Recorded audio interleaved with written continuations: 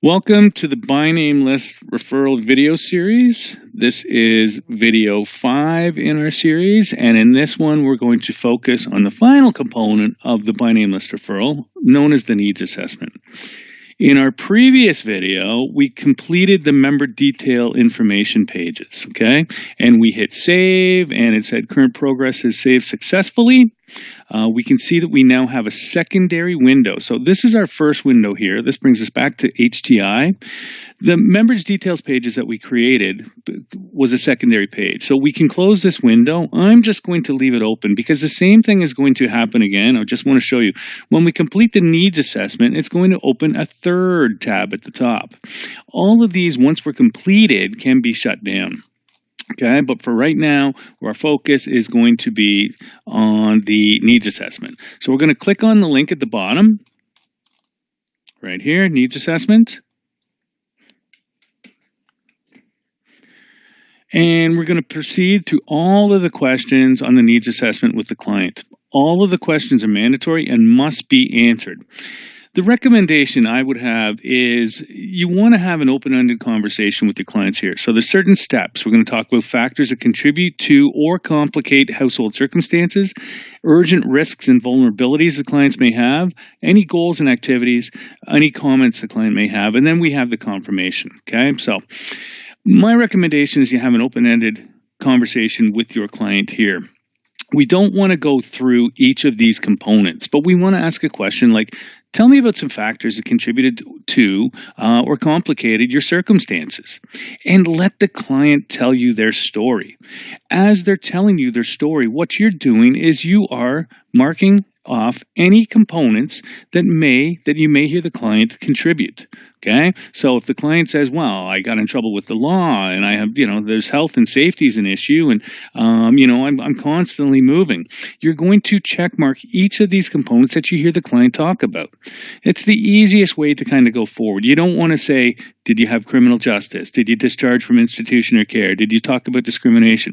Let the client tell you a story and select the appropriate categories as you hear the client tell you. Okay? What health or well-being changes? Was there any health issues that complicated your current situation? Well, yeah, I had physical health condition. I think mental health could be in there as well. Okay, inability to live independently. Whatever you hear the client say, you check off. You mentioned health conditions. Are they short-term? Is it permanent? I don't know. Have you been hospitalized in the past 12 months? No. What is the prognosis of these difficulties that you're having? I don't know. Whatever you hear the client say. Have you or anyone in your household been hospitalized in the past 12 months for treatment related to mental health? Have you received any treatment or counseling? You mentioned criminal justice issues. Are they ongoing? Are they resolved? Are there any current legal restrictions on where you can reside? And how long have you been homeless in the current episode? So you're homeless now. How long has it been? I'm going to say 3 months. Well, how many times have you been homeless in the past 12 months? Twice. How many months in total is that? So 3 months this time. How much the last time? 5 months in total. What about the last 3 years? How many months in total? Okay. Whatever you hear the client say is what you're going to put in. You click on next. Urgent risk and vulnerabilities. What's your current housing situation? We have a drop down. Choose the most appropriate one. Is your safety or well-being currently in jeopardy? Okay. Is there any risk of harm to self or others? Mental health related symptoms. Okay. Help the clients understand these categories. You can always choose do not know. They prefer not to answer. Are there any life-threatening conditions or illness? Do you have any serious chronic condition that is not well managed? So diabetes, hypertension, HIV, etc. Have you visited an emergency department 3 or more times in the past 3 months? Have you been hospitalized 3 or more times in the previous 12 months? Have you been attacked, assaulted, or beaten up since becoming homeless? If you are a youth, are you aging out of care? So are you turning the age of 18 and aging out of care? Next. Do you have any goals? Have you identified any goals to help you get or keep housing? Well, I need to secure housing first, and I got to improve my financial management, right? I can't, I need to find a job. And, so whatever they're saying is what you're listing. What are you trying now, or have you already tried? So have you reached out for housing search supports? Well, I've been temporarily staying with friends or family, but I kind of burned those bridges. Okay.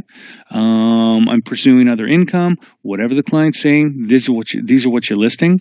When you've gathered all that information, you want to hit next. As we can see, our steps are coming down. Are there any additional comments the client may have pertaining to their current situation? This is a free-form area. Okay, no maximum character.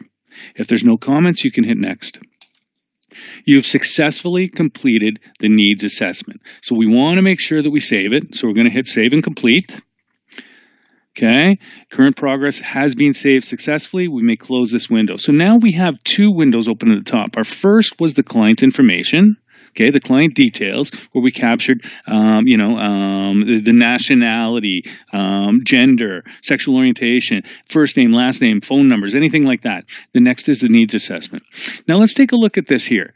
Thank you for completing the assessment. Please make sure to click Save and Complete, which we've done. Okay, it says current progress has been saved, so we're okay to shut down this window.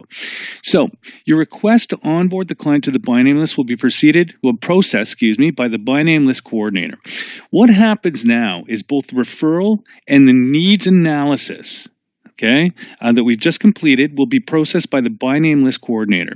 Once the referral and the needs analysis have been reviewed and processed, the client's by name list record will show up on your service provider's by name list reports. So if you remember at the beginning, how did we locate our client, or in this case, not locate our client?